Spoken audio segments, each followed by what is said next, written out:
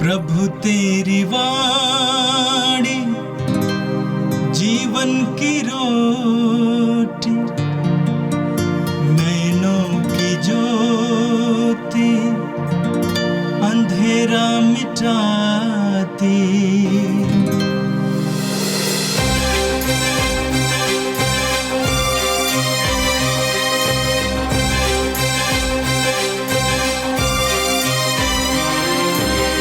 प्रभु तेरी वाणी जीवन की रोटी, नैनों की ज्योति अंधेरा मिटाती।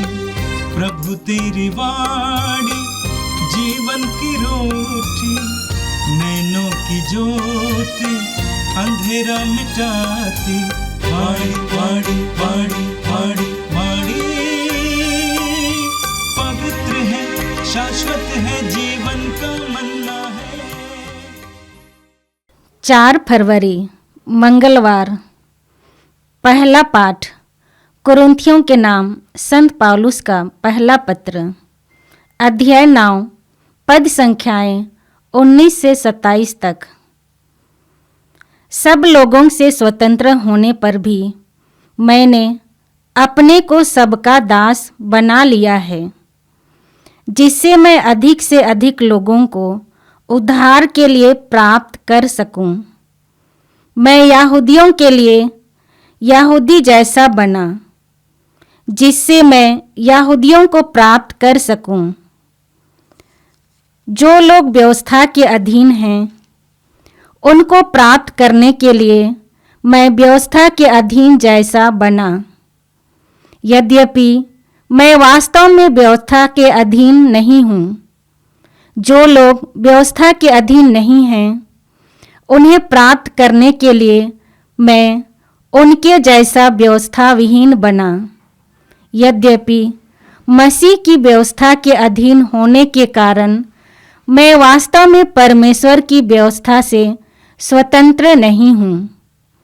मैं दुर्बलों के लिए दुर्बल जैसा बना, जिससे मैं उनको प्राप्त कर सकूं। मैं सबके लिए सब कुछ बन गया हूँ, जिससे किसी न किसी तरह कुछ लोगों का उद्धार कर सकूं। मैं यह सब शुभ समाचार के कारण कर रहा हूँ, जिससे मैं भी अंधों के साथ उसके कृपा दानों का भागीदार बन जाऊं। क्या आप यह नहीं जानते कि दौड़ में तो सभी प्रतियोगी दौड़ते हैं, किंतु पुरस्कार एक ही को मिलता है। अतः आप इस प्रकार दौड़ें कि पुरस्कार प्राप्त करें। सब प्रतियोगी हर बात में संयम रखते हैं। वे नश्वर मुकुट प्राप्त करने के लिए ऐसा करते हैं, जबकि हम अनश्वर मुकुट के लिए। इसलिए मैं एक निश्चित लक्ष्य सामने रखकर दौड़ता हूँ। मैं ऐसा मुक्केबाज हूँ जो हवा में मुक्का नहीं मारता। मैं अपने शरीर को कष्ट देता हूँ और उसे वश में रखता हूँ।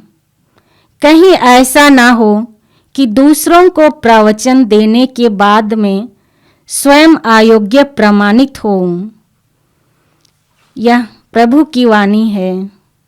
संत यूहन के अनुसार पवित्र सुसमाचार, अध्याय 12, वाक्य संख्या 20 से लेकर 32 तक।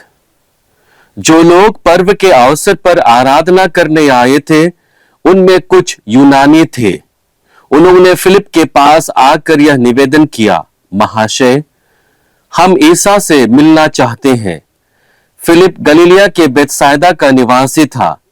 उसने जाकर अंद्रियास को यह बताया और अंद्रियास ने फिलिप को साथ ले जाकर ईसा को इसकी सूचना दी। ईसा ने उनसे कहा, वह समय आ गया है जब मानव पुत्र महिमान्वित किया जाएगा। मैं तुम लोगों से यह कहता हूं, जब तक गेहूं का दाना मिट्टी में गिरकर नहीं मर जाता, तब तक वह अकेला ही रहता है, परंतु यदि वह मर जाता है तो बहुत फल देता है। जो अपने जीवन को प्यार करता है वह उसका सर्वनाश करता है, और जो इस संसार में अपने जीवन से बैर करता है वह उसे अनंत जीवन के लिए सुरक्षित रखता है। यदि कोई मेरी सेवा करना चाहता है तो वह मेरा अनुसरण करे। जहां मैं हूं वहीं मेरा सेवक भी होगा। जो मेरी सेवा करेगा मेरा पिता उसको सम्मान प्रदान करेगा। अब मेरी आत्मा व्याकुल है। क्या मैं यह कहूं, पिता इस घड़ी के संकट से मुझे बचा, किंतु इसलिए तो मैं इस घड़ी तक आया हूं। पिता अपनी महिमा प्रकट कर। उसी समय यह स्वर्गवाणी सुनाई पड़ी, मैंने उसे प्रकट किया है और उसे फिर प्रकट करूंगा। आसपास खड़े लोग यह सुनकर बोले, बादल गरजा। कुछ लोगों ने कहा, एक स्वर्गदूत ने उनसे कुछ कहा। ईसा ने उत्तर दिया, यह वाणी मेरे लिए नहीं बल्कि तुम लोगों के लिए आई। अब इस संसार का न्याय हो रहा है। अब इस संसार का नायक निकाल दिया जाएगा और मैं जब पृथ्वी के ऊपर उठाया जाऊंगा तो सब मनुष्यों को अपनी ओर आकर्षित करूंगा। यह प्रभु का पवित्र सुसमाचार है। ख्रिस्त प्रभु की जय। यीशु में मेरे प्रिय भाई और बहनों, आज का पहला पाठ कुरिन्थियों के नाम संत पौलुस के पहले पत्र से लिया गया है। आज के पाठ में संत पौलुस अपने सेविकाएं और अनुशासन के प्रति अपने दृष्टिकोण को हमारे साथ साझा करते हैं। इस पाठ में हमें संत पौलुस के आत्मसमर्पण, सेवा और अपने उद्देश्यों की प्राप्ति के लिए किए गए प्रयासों के बारे में बात को बताया गया है कि कैसे संत पौलुस प्रभु की सेवा कार्य के लिए अपने जीवन को समर्पित करता है और अथक परिश्रम और प्रयास के द्वारा ईश्वर के वचनों को अधिक से अधिक लोगों तक पहुंचाने की कोशिश करता है। आज के पहले पाठ में यदि हम गौर से देखेंगे तो संत पौलुस अपने द्वारा किए गए सेवा कार्य को हमारे सामने रखने की कोशिश करता है और उस सेवा कार्य के द्वारा हम में से हर एक ख्रिस्तियों को यह समझाने की कोशिश करता है कि लगातार हमें ईश्वर के लिए समर्पित जीवन जीने की जरूरत है और उस कार्य को करने के लिए हर एक ख्रिस्तीय को बुलाहट दी जाती है। सेवा कार्य को समझने के लिए संत पौलुस 3 महत्वपूर्ण बिंदु को हमारे सामने रखते हैं। पहला है आत्मसमर्पण, दूसरा है संयम और तीसरा है अनुशासन। ये तीनों ईश्वर के प्रति विश्वास में बढ़कर अपने जीवन को समर्पित करने के लिए, ईश्वर की वाणी को लोगों तक पहुंचाने के लिए, उन्हें अनुभव कराने के लिए बहुत ही जरूरी है। और ये जब तीनों गुण एक मनुष्य में आ जाता है, आत्मसमर्पण का, संयम का, अनुशासन का, तो वह एक अच्छा अनुयायी बनता है।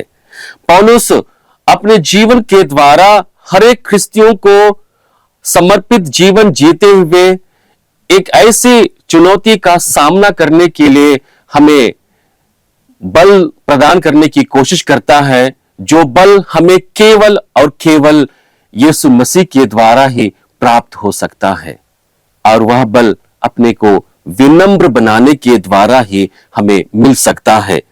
और इसलिए संत पौलुस हमें यह बताने की कोशिश करता है कि हर एक मनुष्य का यह कर्तव्य है कि जिस प्रेम को, जिस क्षमा को वह अपने जीवन में अनुभव करता है, वह उस अनुभव को दूसरे लोगों के सामने साझा करे और दूसरे लोगों के लिए भी एक ऐसा माध्यम बने जो ईश्वर के प्रेम को अनुभव करा सके, ईश्वर के दया को अनुभव करा सके। आज के सुसमाचार में भी प्रभु हमें एक समर्पित जीवन को जीने के लिए एक मार्ग बताता है और कहता है कि हमें इस संसार में रहते हुए हमें अपने जीवन को बैर करना है। हमें अपने जीवन को बैर करने का तात्पर्य क्या है कि संसार से जो भी सुख सुविधाएं हमें मिलती है, जो हमें अपनी ओर आकर्षित करता है, उन सभी तत्वों को बैर करते हुए हमें समर्पित जीवन जीने के लिए कहता है। और प्रभु कहता है कि जो अपने जीवन से बैर करता है वह अपने जीवन को अनंत जीवन के लिए सुरक्षित रखता है। आज हम लोग एक महान संत जॉन दी ब्रिटो का पर्व दिवस मना रहे हैं। यदि हम उनके समर्पित जीवन को गौर से देखेंगे तो उनके जीवन में हमें संत पौलुस की यही आध्यात्मिकता की झलक मिलेगी।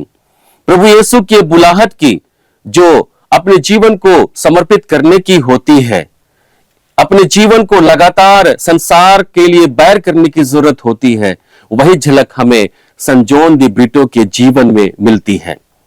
संत जॉन दी ब्रिटो पुर्तगाली कुलीन परिवार से संबंधित था और अपनी बुलाहट को वह यीशु धर्म समाजी जीवन में समर्पित करता है और प्राकृतिक जीवन जीने के लिए वह दक्षिण भारत में आता है और अपने समर्पित जीवन को जीते हुए बहुत सारे लोगों को ईश्वर से, प्रभु से, यीशु से जोड़ता है।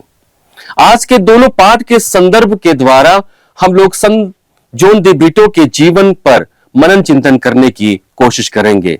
सबसे पहले हम संत जॉन दी ब्रिटो के सेवा कार्य पर मनन चिंतन करते हैं। हम संत मत्ती रचित सुसमाचार अध्याय 16 वाक्य संख्या 24 में पढ़ते हैं, जहां पर प्रभु कहते हैं, यदि कोई मेरा अनुसरण करना चाहता है तो वह अपना क्रूस उठाए और मेरे पीछे चले। सेवा कार्य करने के लिए सबसे पहले हमें अपने जीवन को प्रभु के लिए समर्पित करना है और उसी समर्पण के द्वारा प्रभु के कार्यों को, प्रभु के वचनों को अपने जीवन में प्रकट करना होता है। संभवतः यही कार्य संत जॉन दी ब्रिटो ने अपने जीवन में किया और उसी सेवा कार्य को उन्होंने हमारे भारत देश में आकर किया और वह समर्पित जीवन को जिया। दूसरा महत्वपूर्ण बिंदु संत जॉन दी ब्रिटो के जीवन में हमें मिलता है, वह है विनम्रता और सामाजिक संयोजन। यह सामाजिक संयोजन का तात्पर्य क्या है कि जब जॉन दी ब्रिटो पुर्तगाल को, अपने देश को छोड़कर भारतवर्ष में आए तो उन्होंने यहां की संस्कृति को अपनाया, यहां के पहनावे को अपनाया, यहां के भाषा को उन्होंने सीखा और लोगों को अपनी भाषा के द्वारा प्रभु के वचनों को दिया। और यही है सामाजिक समायोजन। उन्होंने अपने आप को विनम्र बनाया। विनम्रता का सबसे बड़ा प्रमाण क्या है कि उन्होंने अपनी भाषा को लोगों को नहीं सिखाया, वह लोगों की भाषा को सीखा और प्रभु के विषय में उन्हें बताया। संत पौलुस भी आज के पहले पाठ में हमें यह बताने की कोशिश करता है कि प्रभु की सेवा कार्य करते हुए वह अपने जीवन को उन्हीं के अनुरूप ढाल दिया। हम वचन में पढ़ते हैं, सब लोगों से स्वतंत्र होने पर भी मैंने अपने को सबका दास बना लिया है, जिससे मैं अधिक से अधिक लोगों का उद्धार कर सकूं। मैं यहूदियों के लिए यहूदी जैसा बना, जिससे मैं यहूदियों का उद्धार कर सकूं। जो लोग संहिता के अधीन हैं, उनका उद्धार करने के लिए मैं संहिता के अधीन जैसा बना, यद्यपि मैं वास्तव में संहिता के अधीन नहीं हूं। जो लोग संहिता के अधीन नहीं हैं, उनका उद्धार करने के लिए उनके जैसा बना, यद्यपि मैं मसीह की संहिता के अधीन होने के कारण मैं वास्तव में ईश्वर की संहिता से स्वतंत्र नहीं हूं। मैं दुर्बलों के लिए दुर्बल जैसा बना, जिससे मैं उनका उद्धार कर सकूं। मैं सब के लिए सब कुछ बन गया, जिससे किसी न किसी तरह कुछ लोगों का उद्धार कर सकूं। यहां पर संत पौलुस की विनम्रता हमारे सामने झलकती है, जहां पर संत पौलुस अपने जीवन को और अधिक विनम्र बनाते हैं। वह लोगों के अनुरूप बनते हुए प्रभु के सुसमाचार को उनके बीच रखते हैं। लोगों के अनुरूप बनने का तात्पर्य यह नहीं है कि उनके पापमय स्वभाव को अपने जीवन में धारण करना, लेकिन उनके विचारों को जानना, पहचानना, उनके स्वभाव को जानना, पहचानना होता है और उनके स्वभाव विचारों को जानते हुए उन्हें बदलाव की ओर लेकर के आगे बढ़ना ही सब कुछ के लिए सब कुछ बनने का एक तरीका होता है। संत पौलुस अपने जीवन को लोगों के जीवन से जोड़ करके देखता है और उस जुड़ाव में वह ईश्वर के बातों को उनके सामने रखता है। उनकी सबसे बड़ी खासियत यह है कि वह सभी लोगों के साथ मिलजुल करके रहता है। सभी लोगों के स्वभाव में वह बढ़ जाता है, आ जाता है, लेकिन वह अपनी जिम्मेदारी को भली भांति समझता है। और उसकी जिम्मेदारी क्या है? हम वचन में पढ़ते हैं, मैं यह सब सुसमाचार के कारण कर रहा हूं, जिससे मैं भी उसके कृपादानों का भागी बन जाऊं। संत पौलुस का उद्देश्य यह है कि वह जो कुछ भी बनता है वह सुसमाचार के लिए बनता है, ताकि सुसमाचार के जो कृपादान है वह उसके भी भागी बन जाए। और यही बात हम संत जॉन दी ब्रिटो के जीवन में देखते हैं। वह यहां की भारतीय संस्कृति को अपनाते हैं, यहां के वेशभूषा को अपनाते हैं, यहां के खान पान को अपनाते हैं, यहां की भाषा को सीखते हैं सुसमाचार के लिए, सुसमाचार के द्वारा बहुतों के जीवन को छूने के लिए और उसी सुसमाचार के आनंद के भागी बनने के लिए, कृपादान के भागी बनने के लिए वह विनम्रता को स्वीकार करता है और सब कुछ को स्वीकार करते हुए सुसमाचार के लिए वह खड़ा हो जाता है। तीसरी महत्वपूर्ण बात है धैर्य और साहस का जीवन। बहुत बार संत जॉन दी ब्रिटो को कैद किया गया, उन्हें प्रताड़ित किया गया, उन्हें सताया गया और अंत में उन्हें अपना जीवन भी गंवाना पड़ा। ईश्वर के लिए वह अपने रक्त को समर्पित कर देता है। उनकी शहादत प्रभु के प्रति विश्वास को प्रकट करता है, जिन्होंने धैर्य से उसे स्वीकार किया और आत्मसमर्पण के द्वारा उसे अपने जीवन में जीने की कोशिश किया। और उसी धैर्य के बारे में आज के सुसमाचार में प्रभु अपनी बातों को हमारे सामने रखते हैं। आज के सुसमाचार के वचन 24 में हम पढ़ते हैं, जहां पर वचन कहता है, मैं तुम लोगों से यह कहता हूं, जब तक गेहूं का दाना मिट्टी में गिरकर नहीं मर जाता तब तक वह अकेला ही रहता है, परंतु यदि वह मर जाता है तो बहुत फल देता है। यहां पर गेहूं का उदाहरण देते हुए प्रभु यीशु यह बताने की कोशिश करता है कि हर एक विश्वासी के लिए आत्मसमर्पण जरूरी है, हर एक विश्वासी के लिए दुख दर्द को सहना जरूरी है। और उसी दुख दर्द को, उसी पीड़ा को संत जॉन दी ब्रिटो ने अपने जीवन में सहा और इसलिए हम देखते हैं कि बहुत सारे लोग उनके द्वारा यीशु को स्वीकार करते हैं। आगे हम वचन में पढ़ते हैं, जो अपने जीवन को प्यार करता है वह उसका सर्वनाश करता है, और जो इस संसार में अपने जीवन से बैर करता है वह उसे अनंत जीवन के लिए सुरक्षित रखता है। हमारे जीवन की सुरक्षा इसमें है कि हम इस संसार में रहते हुए अपने जीवन से बैर करें, एक ऐसे जीवन से जो हमें सांसारिकता से जोड़ता है, जो हमारे स्वभाव को पाप में बनाता है, जो हमारे विचारों को कलंकित करता है। ऐसे जीवन से प्रभु यीशु हमें बैर करने के लिए कहते हैं। और जो व्यक्ति यह करता है, यह करने में सक्षम होता है, वह अपने जीवन को अनंत जीवन के लिए सुरक्षित रखता है। और उसके लिए हो सकता है कुर्बानी की जरूरत होगी, अपने खून को बहाने की जरूरत होगी। उसका उदाहरण संत पौलुस है, उसका उदाहरण संत जॉन दी ब्रिटो है, जिसका आज हम पर्व दिवस मना रहे हैं। आगे हम वचन में फिर से पढ़ते हैं, जहां पर प्रभु कहते हैं, यदि कोई मेरी सेवा करना चाहता है तो वह मेरा अनुसरण करे, जहां मैं हूं वही मेरा सेवक भी होगा। प्रभु साफ साफ कहना चाहते हैं, यदि कोई मेरा सेवा करना चाहता है तो वह मेरा अनुसरण करे। और अनुसरण में हमें विनम्रता लेकर के आने की आवश्यकता है, अनुसरण में हमें आत्म त्याग करने की आवश्यकता है, अनुसरण में हमें अनुशासन पूर्ण जीवन जीने की आवश्यकता है। अनुसरण में हमें संयम का जीवन जीने की आवश्यकता है।